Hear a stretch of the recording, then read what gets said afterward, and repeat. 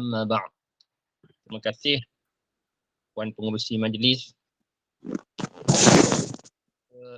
atau urus setia pengajian seterusnya, hadirin dan hadirat dirahmati Allah.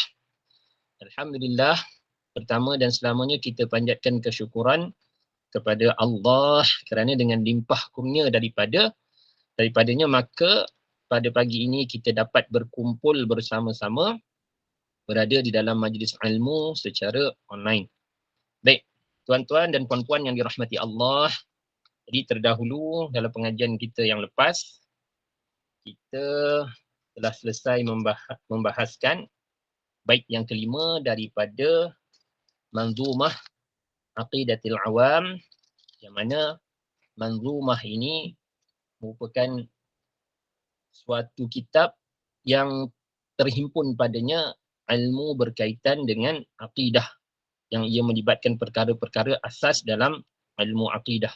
Jadi kita telah pun sampai kepada perbincangan sifat 20. Pada hari ini kita start masuk kepada perbahasan sifat-sifat 20. Tapi kita bukan semualah. Maknanya pada hari ini ada sifat-sifat tertentu. Nanti kita akan sebutkan apakah sifat dia berdasarkan kepada yang terkandung di dalam bait syair. Okey, baik. Jadi saya share kan? Saya share sendiri ya. Okey.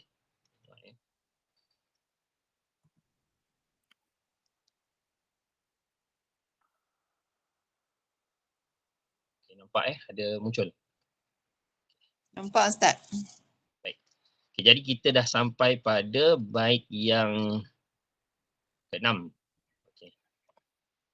Jadi dalam bait yang ke-6, okey, terdahulu kita dah sebutkan berkaitan dengan pengarang kitab menyebutkan ya, pengarang kitab menyebutkan Syekh Al-Marzuqi ya, Syekh Al-Sayyid Al-Marzuqi telah menyebutkan bahawasanya hendaklah setiap mukallaf meyakini bahawa Allah hendaklah setiap mukallaf mengetahui bahawasanya mengetahui sifat-sifat 20. Sifat 20 itu sifat yang wajib kita ketahui. Jadi pada pagi ini kita akan bincangkan bait seterusnya. Qala al-muallifu rahimahullahu taala, berkata pengarang kitab, mudah-mudahan Allah taala merahmati beliau. Wallahu mawjudun qadimun baqi mukhalifun lil khalqil bil itlaqi. Wallahu mawjudun qadimun baqi mukhalifun lil khalqi bil itlaqi. Okey. Jadi apa makna daripada bait ini? Jadi bait syair ini bermaksud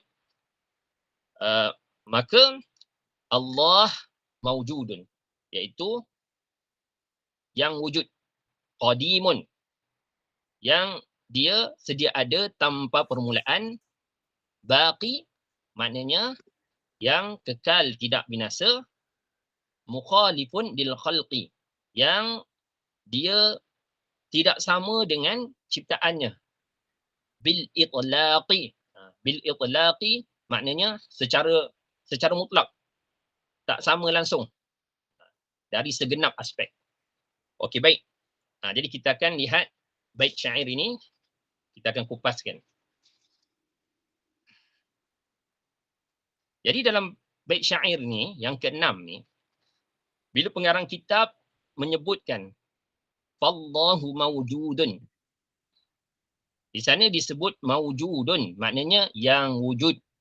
Di sini pengisbatan Allah dengan sifat al-wujud, yang ianya merupakan salah satu daripada sifat-sifat 20. Okay, baik, sebelum tu kita nak beritahu berkaitan dengan sifat 20 ni ya, bukan bermakna bila kita menyebut 20 sifat atau kita membincangkan berkaitan dengan 20 sifat ni, maknanya Allah hanya ada 20 sifat kesempurnaan sahaja. Tidak. Para ulama ahli sunnah tidak pernah membataskan Allah hanya memiliki atau mempunyai 20 sifat sahaja. Tidak. Bahkan Allah mempunyai lebih banyak daripada itu, tidak terbatas hanya 20 sifat kesempurnaan. Tetapi 20 sifat yang kita sebut ni, 20 sifat kesempurnaan Allah yang kita bincangkan ini adalah 20 sifat yang wajib bagi setiap mukallaf mengetahui akan ia. Kerana banyaknya naus yang menyebutkan tentang perkara ini, tentang sifat-sifat tersebut.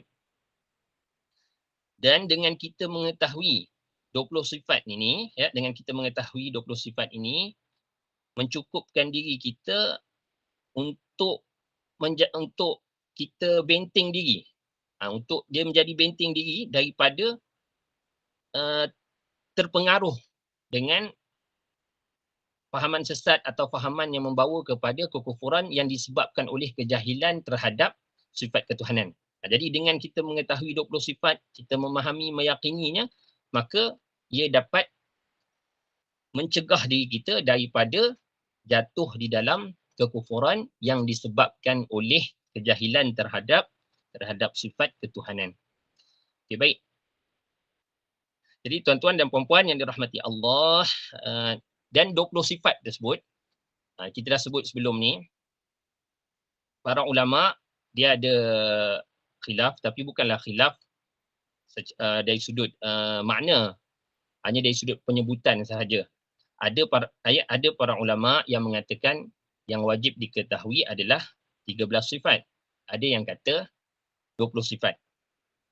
Ala kulli hal, kedua-duanya tak ada beza, sebab yang mengatakan wajib mengetahui 13 sifat, mereka sekadar tidak menyebutkannya, maksudnya tidak memasukkannya dalam senarai yang disebut dalam sifat 20, kerana bagi mereka tak berhajat lagi, kerana pada sifat ma'ani, ya, pada sifat ma'ani itu telah difahami bahawasanya Allah bersifat dengan sifat ma'nawiyah yang 7. Jadi para ulama yang menambahkan 7, contohnya para ulama ada dalam sifat ma'ani, Allah bersifat dengan ilmun. Allah bersifat dengan ilmun. Jadi kata para ulama yang mengambil pendekatan yang mengatakan bahawasanya hanya 13 sifat sahaja yang wajib diketahui, mereka kata tak berhajat lagi untuk kita menyebut Allah bersifat kaunuhu aliman, kerana kelaziman daripada sifat ilmun, maka diketahui bahawasanya Allah hal keadaannya maha mengetahui.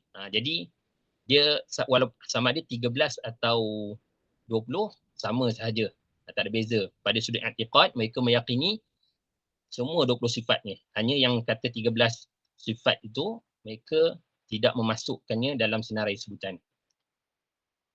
Okay, jelas ya?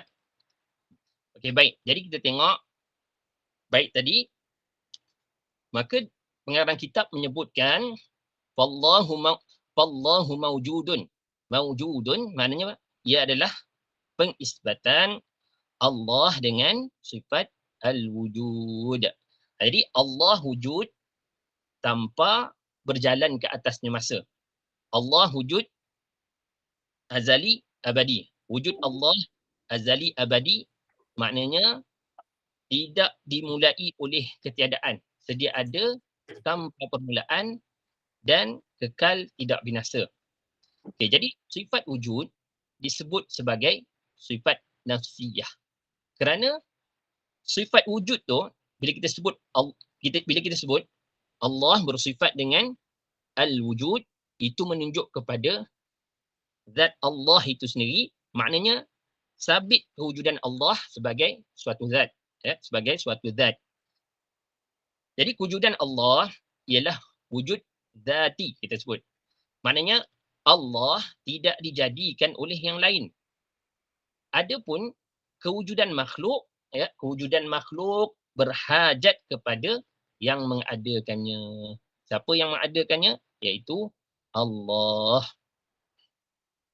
Dan bila kita bincang berkaitan dengan sifat al-wujud, kita dah sebut sebelum ni, sifat 20 itu ada disebut disebut dalam naus-naus. Para ulama ambil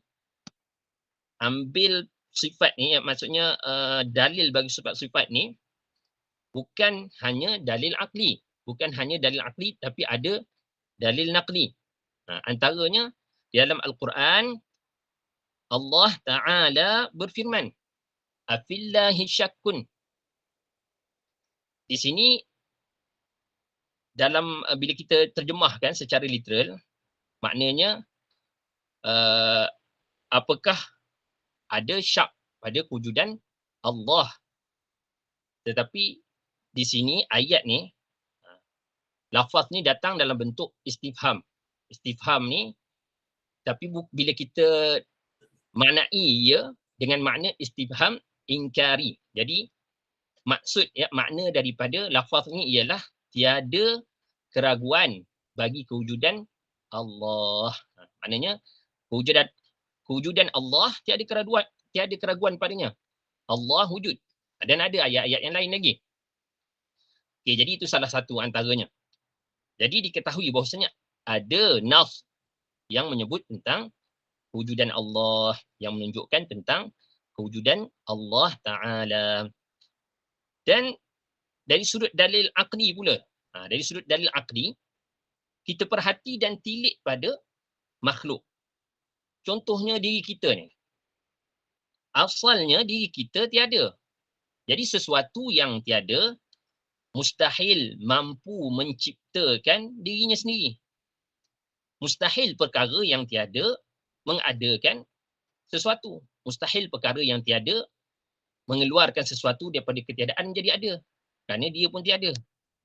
Maka akal tak terima alam ini wujud sendiri tanpa pencipta yang disebut sebagai Tuhan.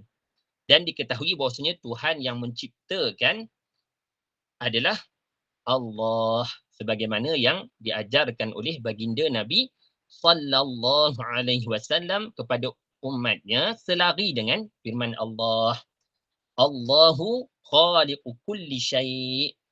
Allah adalah pencipta bagi setiap perkara, bagi semua perkara. Semua perkara iaitu ma siwallah, apa yang selain Allah. Ma siwallah makhluqun wa kullu makhluqin hadithun. Apa yang selain Allah, apa yang selain Allah itu adalah makhluk. Dan setiap makhluk adalah makhluk, apa maknanya? Makhluk maksudnya yang diciptakan. Dan setiap makhluk hadithun. Hadithun maknanya adalah perkara baharu. Dengan makna sesuatu yang asalnya tak ada kemudian menjadi ada. Allah yang mengeluarkannya daripada ketiadaan menjadi ada. Okey, baik ya. Jadi kewujudan Allah bukan saja orang Islam yang meyakininya. Ada selain Islam. Antaranya Kristian, tapi harus difahami mereka tidak dianggap sebagai Islam kerana dalam masa mereka meyakini kewujudan Allah, mereka juga mensyirikkan Allah. Tetapi kita umat Islam, kita meyakini kewujudan Allah dengan kita mensucikan Allah dari sebarang penyekutuan dengan makhluknya. Jadi orang yang dia meyakini kewujudan Allah meskipun tanpa ragu, tapi kalau dia meyakini kewujudan Allah dengan dia menyengutukan Allah dengan selainnya, maka dia bukan orang Islam, dia adalah dalam kalangan orang kafir. Jadi ada sebahagian orang kafir, antaranya Kristian, mereka meyakini kewujudan Allah tetapi dengan mereka mensyirikkan Allah. Yang mana mereka meyakini bahawasanya Allah menjelma dalam bentuk manusia dan roh, tu yang mereka kata Trinity tu kan. Kata ada mereka kata ada bapa Tuhan, ada anak Tuhan, ada Ruhul Qudus. Mereka kata ada Ruhul Qudus. Jadi dakwaan mereka kata ada Tuhan bapa, Tuhan anak, ada Ruhul Qudus. Jadi ini adalah suatu bentuk penyekutuan Allah dengan selainnya. Allah wujud bukan dalam bentuk jirim. Allah juga, zat Allah bukan jirim. Zat Allah juga bukan ruh. Kerana jirim itu adalah sifat, berjirim itu adalah sifat makhluk. Ruh juga adalah makhluk juga. Kerana roh juga adalah daripada jenis jisim, tetapi dia adalah jisim latif, iaitu jisim halus. Ini yang disebut para ulama. Jadi Allah wujud tanpa berjalan ke atasnya masa, tanpa Allah menyerupai makhluk. Zat Allah bukan seperti zat makhluk. Okay, baik. Seterusnya kata pengarang kitab, qadimun.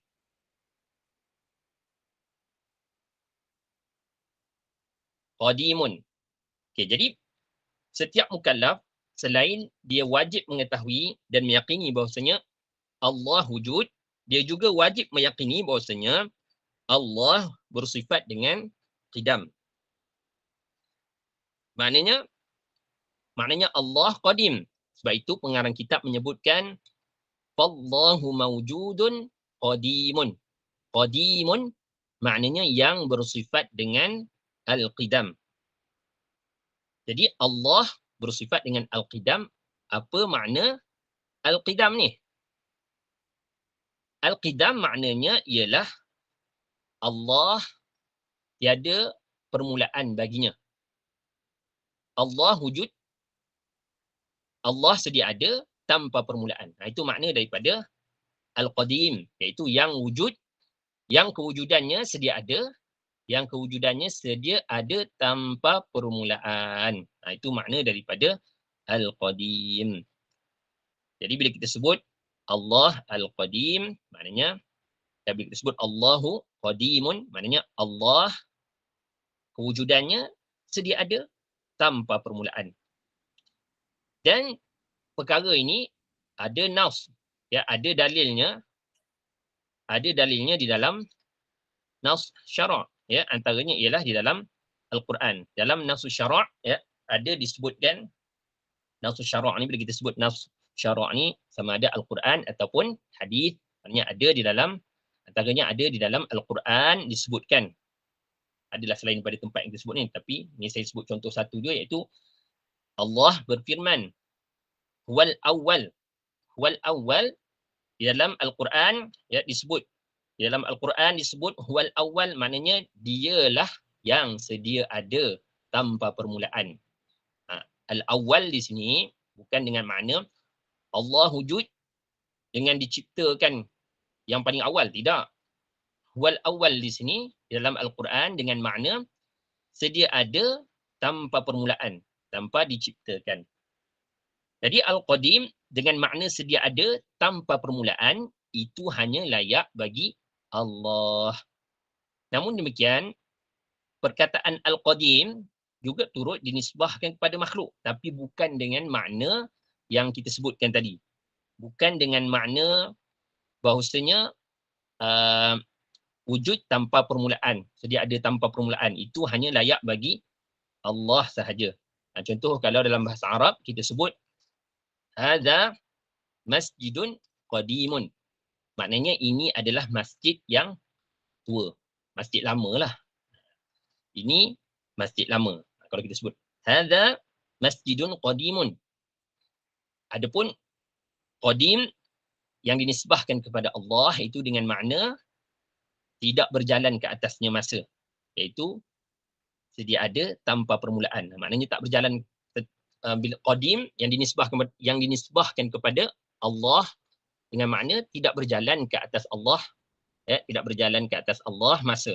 Adapun qadim yang dinisbahkan kepada makhluk itu dengan makna berjalan ke atas berjalan masa ke atas makhluk dalam satu tempoh yang lama. Itu sebab bila kita sebut hadza masjidun qadimun, maknanya ini adalah masjid tua atau masjid yang lama lah usianya.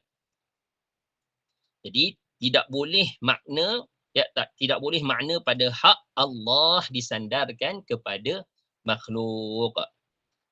Jadi ada sebahagian ahli falsafah yang sesat, mereka mengatakan alam ini qadim dan mereka telah dihukum kafir oleh para ulama. Kerana qadim yang mereka maksudkan bukan qadim dengan makna berjalan ke atasnya masa, mereka kata alam ni, ya, ada sebahagian ahli falsafah sesat, mereka kata alamnya qadim.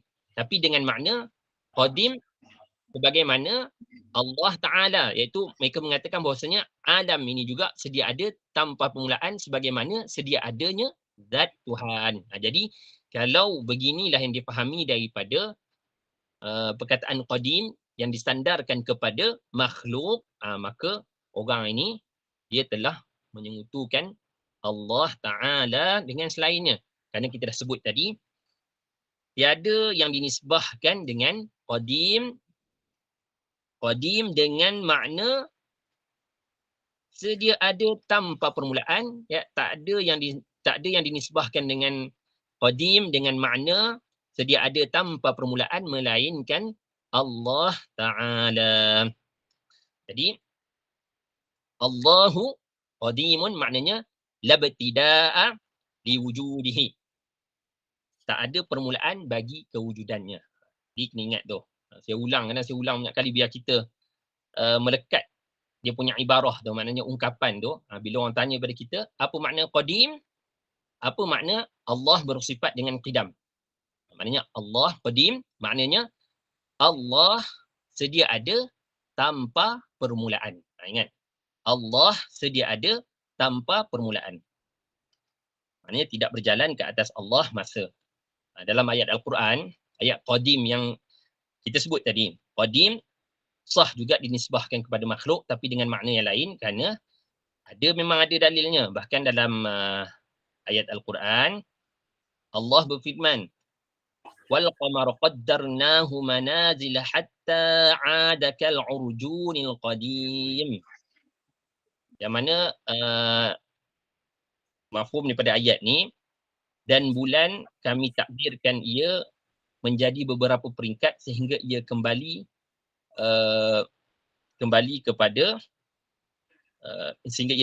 kepada peringkat yang sebelumnya lah, sebagaimana seperti pelepah tua. Maksudnya bentuk dia tu, bentuk bulan tu seperti pelepah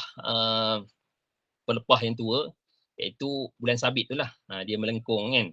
Jadi pelepah tua disebut dalam ayat tadi kal urjunil qadim. Al-qadim. Jadi tapi Al-qadim yang datang dalam ayat ni dengan makna berjalan ke atasnya masa dalam tempoh yang lama. Jadi disebut bulan tu, yang bulan kita sebut sebagai hilal, itu dia seperti al-urjun. Al-urjun al-qadim, iaitu pelepah yang tua, dah tua. Okay, baik ya. Jadi kesimpulannya, bila kita sebut al-qadim yang dinisbahkan kepada Allah itu berbeza dengan al-qadim yang dinisbahkan kepada makhluk.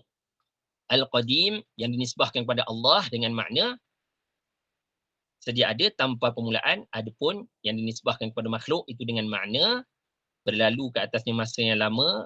Maka sebab kita kata bila makhluk dinisbahkan dengan lafaz tersebut dengan makna tua lah, masjid tua atau masjid yang lama. Okey, baik, seterusnya kata pengarang kitab. Okey, sebelum tu masih lagi dalam al-qadim, ya, masih lagi dalam perbincangan qadimun, sifat qidam. Okey, jadi Allah bersifat dengan qidam, maknanya Allah tidak dimulai oleh ketiadaan, ya, kewujudan Allah tidak dimulai oleh ketiadaan. Jadi tadi kita dah sebut tentang dalil naqli. Adapun dalil dari sudut aqli, kita fikir, ya, jika Allah tidak bersifat dengan qidam, sudah tentulah Allah ada yang menciptakannya. Kerana selain dia, kerana sesuatu yang dia tidak bersifat dengan qidam, sesuatu yang bukan qadim, maknanya dia hadith. Hadith maknanya wujudnya dimulai oleh ketiadaan. Jadi sesuatu yang asalnya tak ada, jadi pastilah ada yang menciptakannya menjadi ada. Jadi kalau Allah Ta'ala sebagai Tuhan berhajat kepada yang menciptakan, Maknanya lemahlah Allah kerana Allah berhajat kepada selainnya. Al-ihtiyajiyah tunafil ilahiyah. Para ulama menyebutkan keberhajatan menafikan ketuhanan. Maknanya sesuatu yang berhajat kepada selainnya itu tidak layak disebut sebagai Tuhan. Tidak layak dianggap sebagai Tuhan.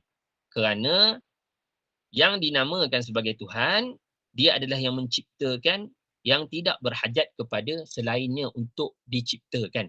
Dia yang menciptakan dan tidak berhajat kepada selainnya untuk diciptakan. Dan jika pula dia mengatakan, jika dia mengatakan bahawasanya Allah diciptakan, maknanya natijah yang kita sebut tadi, ada Tuhan selain Allah. Kerana kalau dia mengatakan Allah diciptakan, Allah sebagai Tuhan diciptakan, maka yang menciptakannya juga adalah Tuhan. Jadi ini akan membawa kepada satu fahaman yang mustahil pada akal, iaitu kita sebut sebagai daur ataupun tasalsul. Tasalsul ataupun daur. Apa tasalsul dan daur tu? Jadi contohnya gini, nak bagi senang fahaman, saya sharekan.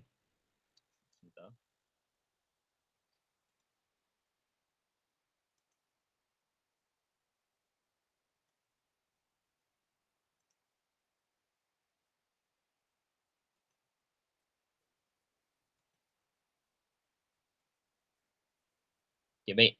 Jadi tengok di skrin.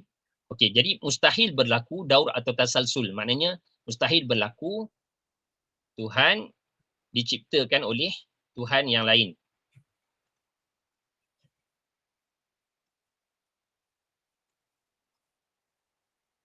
Okey, tengok apa makna daur atau tasalsul. Ini para ulama dia disebutkan benda ni kalau kita mengaji dalam kitab akidah, kita akan jumpalah perkara ni. Jadi daur ni maksudnya, contohnya, ya, Tuhan A dicipta oleh B. Tuhan B dicipta oleh Tuhan A.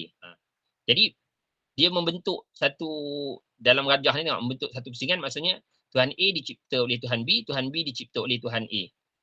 Jadi perkara ni mustahil pada akal. Kerana pada asalnya A dan B ni sesuatu yang tidak wujud. Jadi kalau pada asalnya tidak wujud, macam mana A nak dicipta oleh B, B nak dicipta oleh A, sedangkan kedua-duanya tak wujud. Jadi mustahil perkara ni. Mustahil berlaku daur. Seolah-olah macam inilah. Kalau kita sebut daur ni, A ni kata pada B lah, contoh. Kalau kita praktikkan pada dari sudut contoh yang lain, contohnya kalau A ni kata pada B, saya tak akan bagi engkau duit, melainkan saya diberi duit oleh engkau.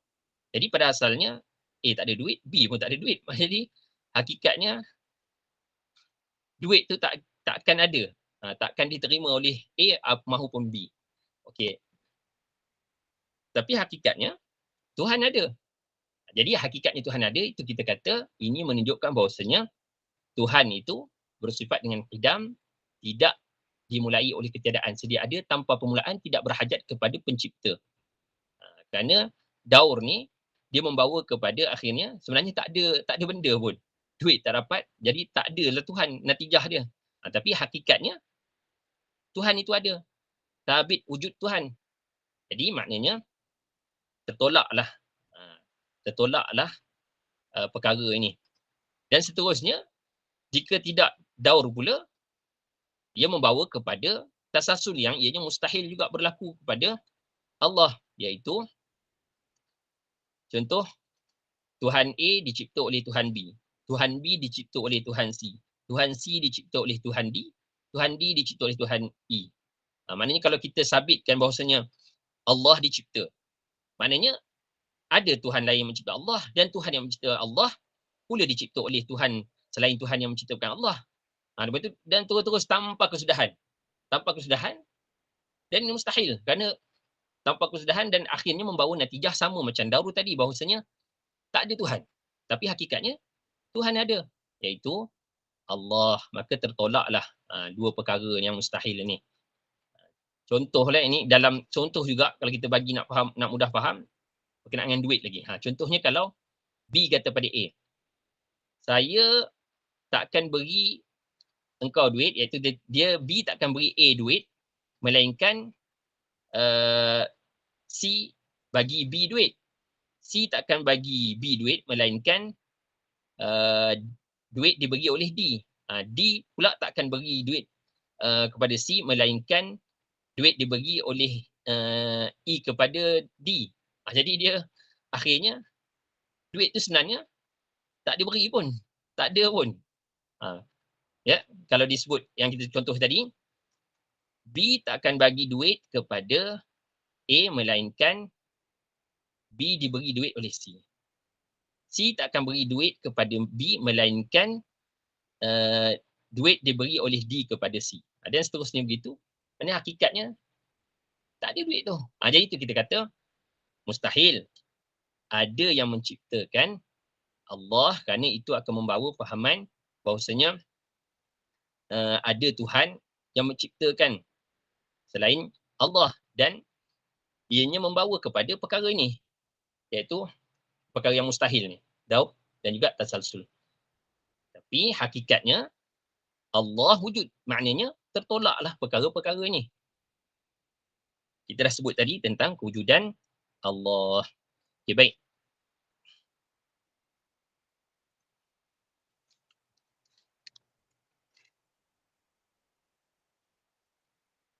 Saya share balik skrin tadi.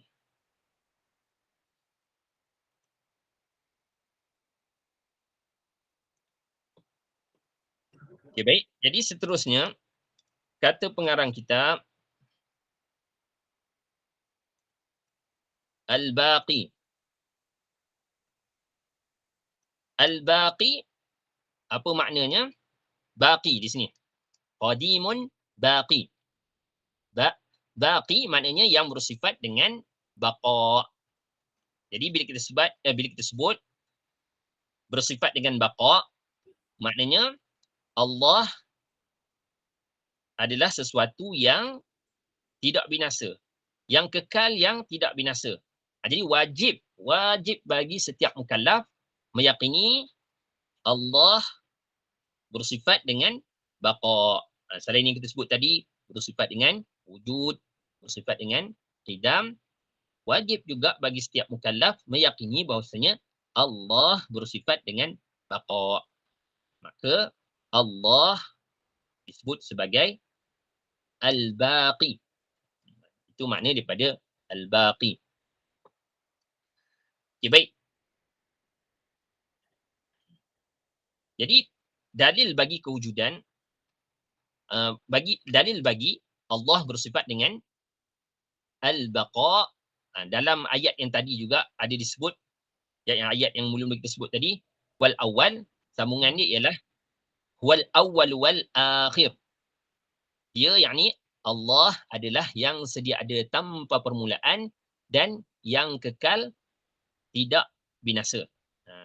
Itu makna daripada wal akhir di dalam nas yang kita sebutkan sebentar tadi.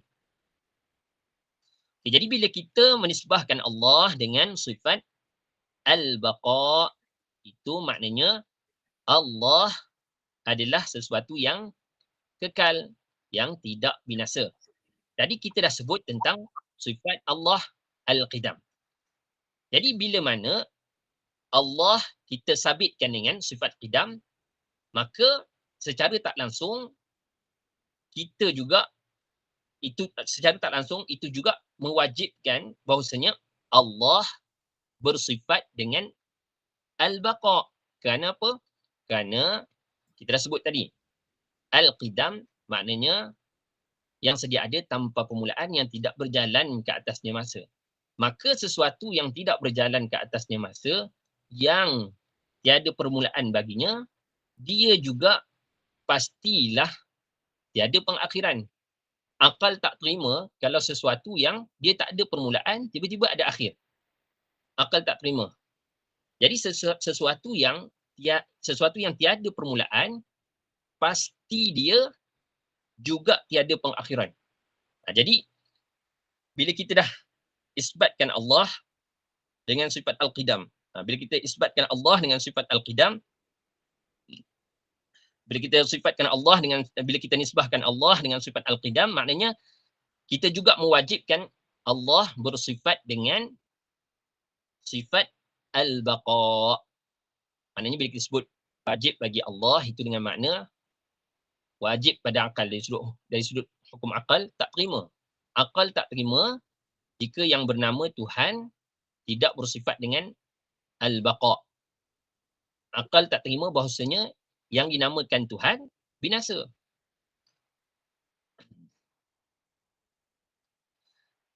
Meskipun ada makhluk yang juga kekal seperti syurga dan neraka. Syurga dan neraka kekal. Tetapi harus diingat, kekal syurga dan neraka itu tidak sama dengan kekal Allah. Kekal syurga dan neraka itu adalah dengan sebab Allah yang mengekalkannya. Allah yang berkehendak untuk syurga dan neraka kekal. Adapun Allah, kekal Allah adalah baqaun zatiyun. Maknanya Allah kekal tanpa berhajat kepada selainnya yang mengekalkan Allah. Dan syurga neraka, bila kita sebut tentang syurga dan neraka ni kekal, dan itu memang menjadi sebahagian daripada i'tiqad orang Islam. Umat Islam wajib meyakini bahawasanya syurga dan neraka kekal. Kerana banyak nas yang menyebutkannya. Di dalam ayat Al-Quran, lebih daripada 50 ayat yang menyebutkan tentang perkara tersebut. Berulang kali kita dengar kalimah, kita dengar lafaz dalam Al-Quran berulang kali, iaitu khalidina fiha abada. Ini menunjukkan bahawasanya syurga dan neraka kekal. Jadi hati-hati dengan keyakinan sebahagian orang yang mereka mengatakan bahawasanya neraka ni tak kekal dan neraka ni akan binasa. Ini bukan daripada i'tiqad umat Islam. Mereka ni adalah orang yang sesat. Jangan diikuti. Adapun aqidah umat Islam, syurga dan neraka kekal. Tetapi kekalnya syurga dan neraka bukan sebagaimana kekal Allah, iaitu kekal Allah, kekal yang tidak berjalan ke atasnya masa. Adapun kekal syurga dan neraka itu dengan makna berjalan ke atasnya masa dalam tempoh yang lama. Terus berjalan. Jadi faham ya? Okey, baik.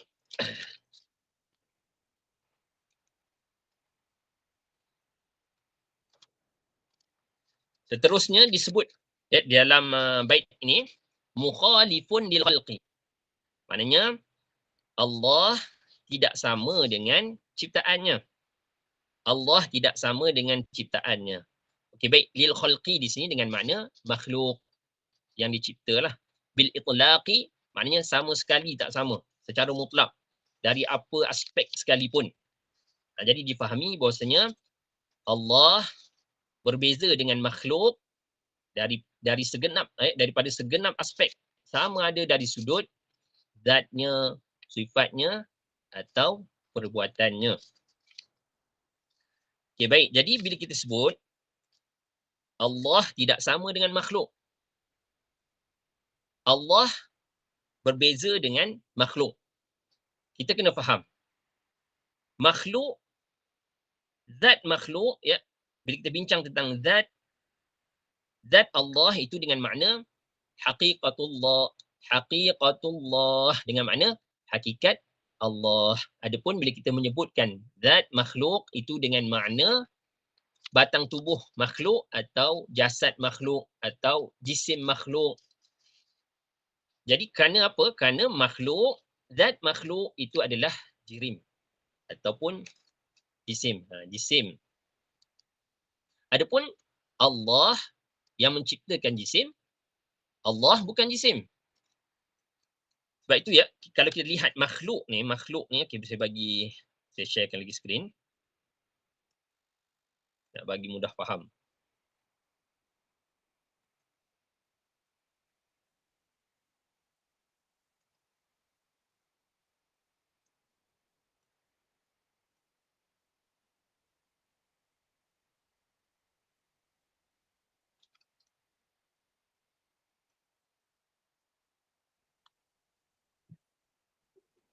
Nampak Okey, tengok di skrin tu. Makhluk. Bila kita sebut makhluk, makhluk tak lari daripada dua keadaan. Sama ada ia jirim ataupun arad. Apa makna jirim? Iaitu sesuatu yang mengambil ruang dan kewujudannya dengan zat. Itu adalah jirim. Ada makhluk dalam bentuk arad. Arad maknanya adalah sifat makhluk. Arad adalah sifat makhluk, adapun jirim ni adalah zat makhluk. Jadi kedua-duanya makhluk lah. Jirim ni makhluk, keadaannya tak lari sama ada dia jirim ataupun arad. Setiap yang berzat maka dia ada sifat dia. Jadi setiap yang berjirim ada sifat dia. Sifat dia tu dinamakan arad. Okay, jadi jirim dia terbahagi kepada dua jenis. Dua jenis iaitu jisim atau jauharul fard.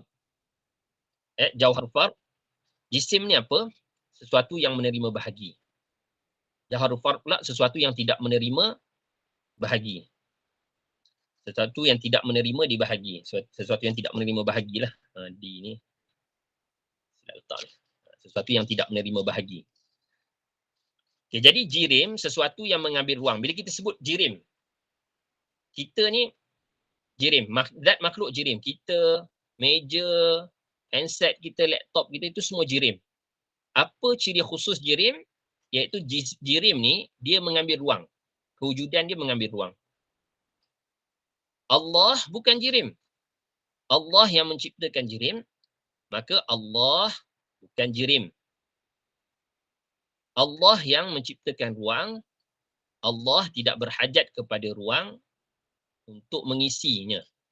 Allah tidak mengisi, zat Allah tidak mengisi ruang kerana Allah tidak berhajat kepada ruang. Ruang yang di depan kita ni, depan kita ni yang kosong, ruang kita panggil ruang kosong ni. Ini Allah yang ciptakan.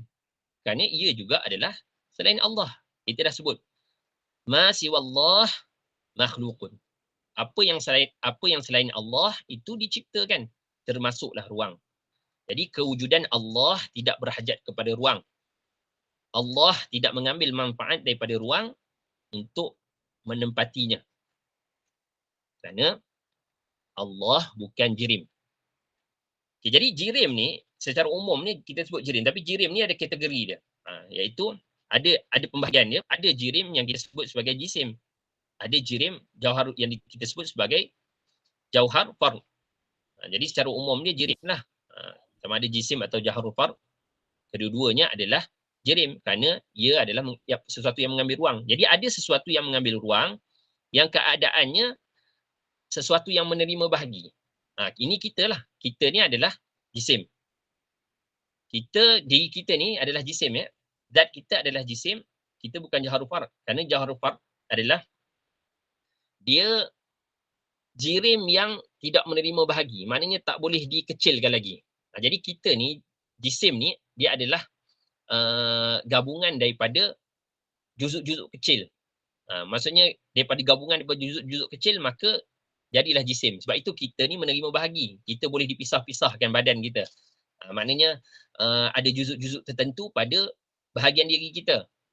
Tangan ni boleh dipotong, boleh dipisah, kepala boleh dipisahkan daripada badan kita. Begitu juga perkara yang lain seperti meja, boleh dipecah-pecahkan, botol, handset, beg, boleh dipisah-pisahkan, dicerai-ceraikan. Itu semua jisim. Termasuklah malaikat, jin, syaitan, itu semua adalah jisim juga kerana mereka juga ada juzuk-juzuk tubuh mereka, ada bahagian tubuh. Jadi bila ada bahagian tubuh, maknanya dia jisim lah. Kerana sifat dia menerima bahagi. Maknanya bila kita kata sesuatu yang menerima bahagi, maknanya harus pada akal kita terpisah juzuk-juzuk dia tu. Kerana Allah yang menciptakannya bergabung, Allah juga berkuasa menceraikannya. Maksudnya sesuatu yang menerima bahagi. Okey, jadi jisim ni pula ada jisim kathif, ada jisim latif. Apa jisim kathif? Jisim kathif itulah jisim kasar. Kita ni lah manusia, meja yang boleh disentuh itu dipanggil jisim kasar. Jisim kasar. Jisim kasar seperti manusia, meja. Adapun jisim latif, jisim halus seperti malaikat, jin, syaitan, cahaya, angin.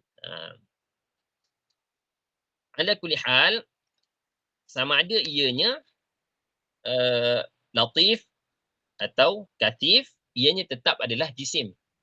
Jadi malaikat pun jisim, cahaya pun jisim.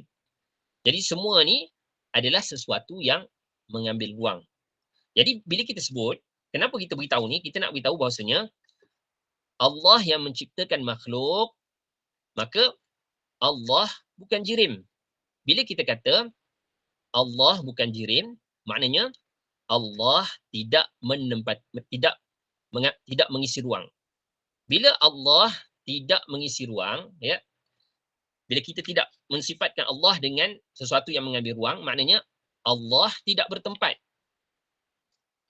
Kerana itu para ulama menyebutkan Allahu mawjudun bila makan.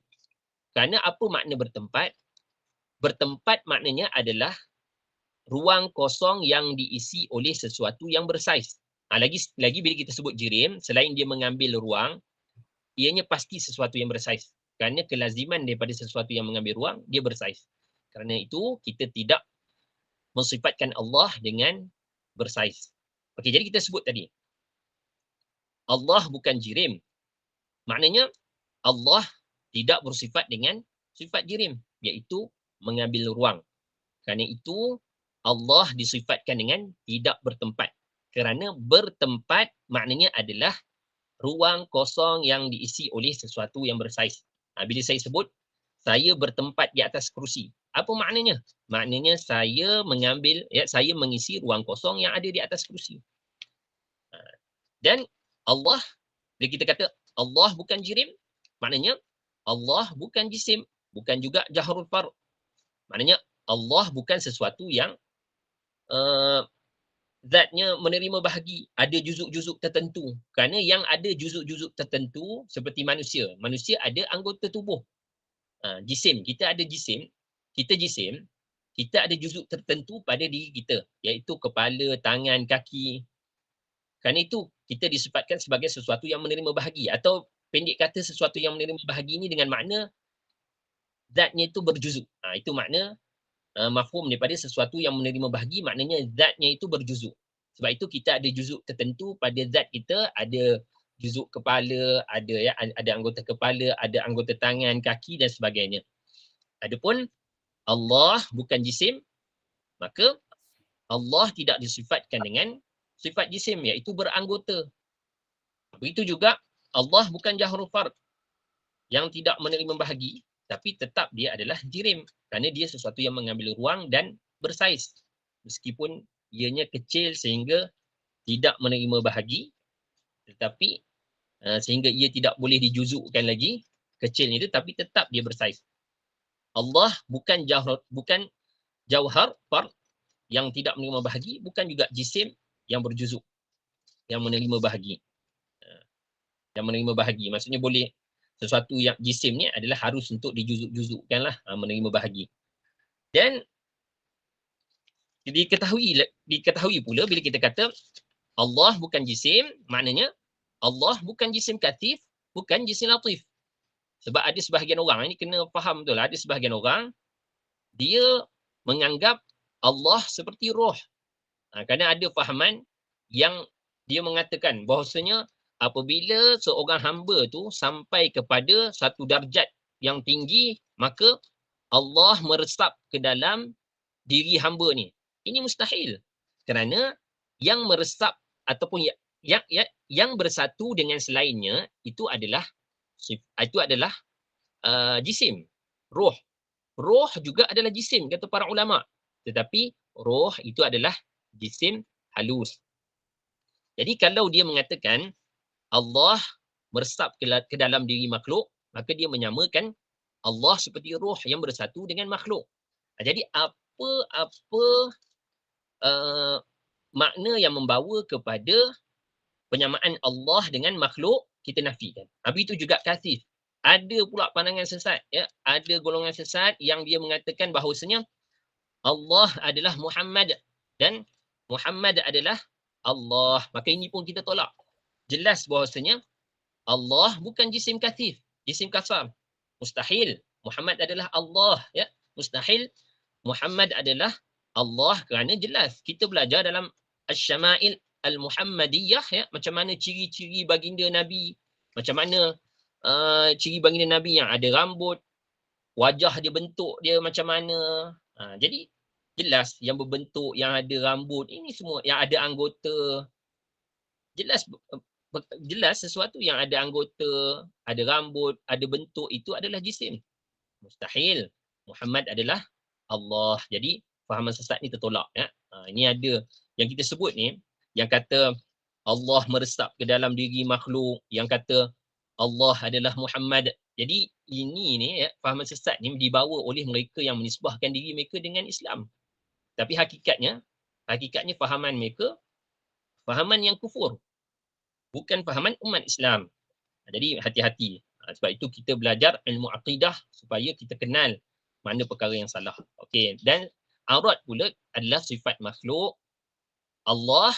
Jadi kita sebut Allah bukan jirim, maknanya sifat-sifat Allah bukan aurat. Aurat ni sifat makhluk. Contohnya, apa aurat ni? Aurat ni adalah sifat makhluk, dan kewujudan aurat ni dengan menumpang pada zat. Maknanya Allah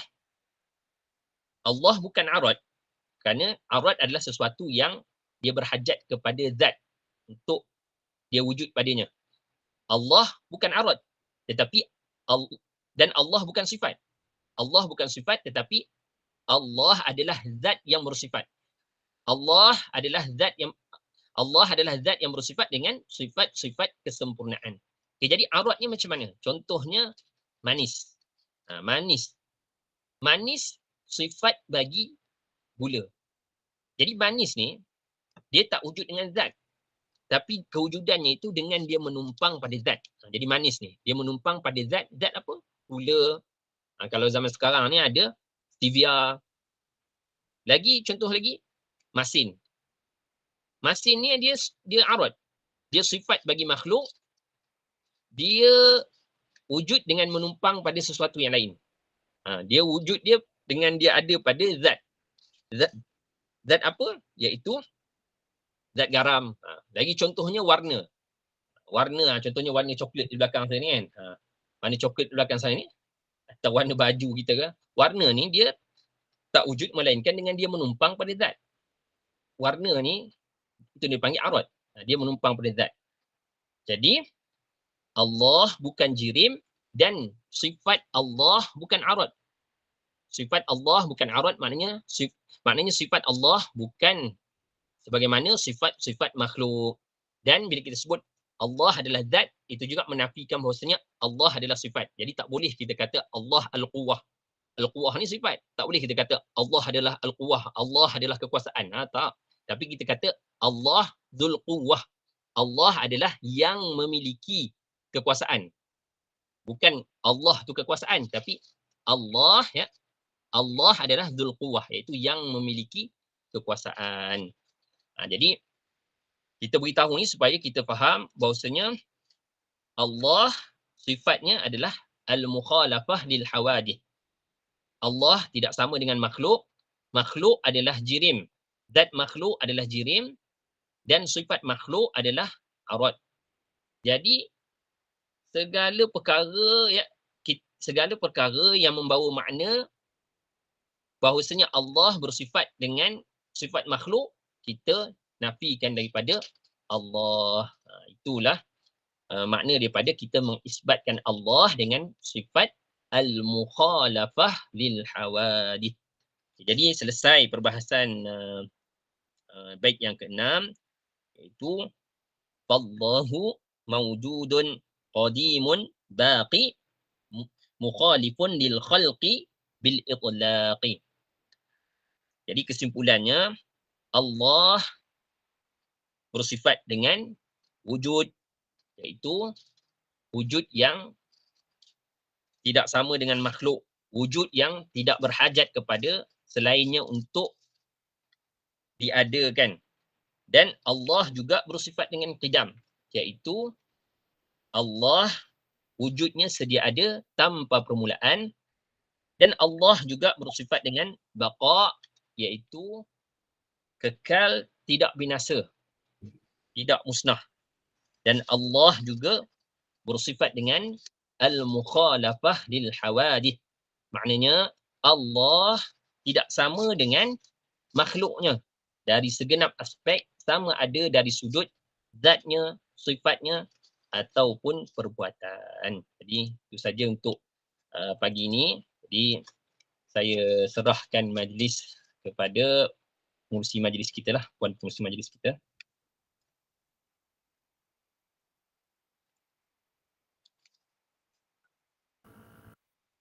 Alhamdulillah, terima kasih Ustaz.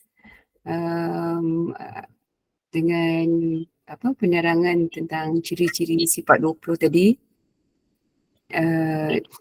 Maaf, saya. Jadi dengan berbesar hati saya mengucapkan ribuan terima kasih kepada Ustaz dan juga para jemaah sekalian yang setia daripada awal hingga akhir. Semoga kita mendapat sesuatu daripada apa yang telah Ustaz terangkan tadi. Jadi tanpa boleh membuang masa, saya serahkan balik, minta maaf saya serahkan balik majlis kepada Ustaz untuk menangguhkan majlis dengan tasbih kafarah dan suratul As. Silakan Ustaz. Subhanakallahumma wa bihamdika asyhadu an la ilaha illa anta astaghfiruka wa atubu ilaik. Bismillahirrahmanirrahim. Wal 'asr innal insana lafi khusr illa alladhina amanu wa 'amilus solihati wa tawasaw bil haqqi wa tawasaw bis sabr. Sekian, wabillahi taufiq wal hidayah. Wassalamualaikum warahmatullahi wabarakatuh. Waalaikumsalam warahmatullahi wabarakatuh. Terima kasih Ustaz dan sahabat semua, jemaah-jemaah. Waalaikumsalam. Terima kasih Ustaz. Assalamualaikum.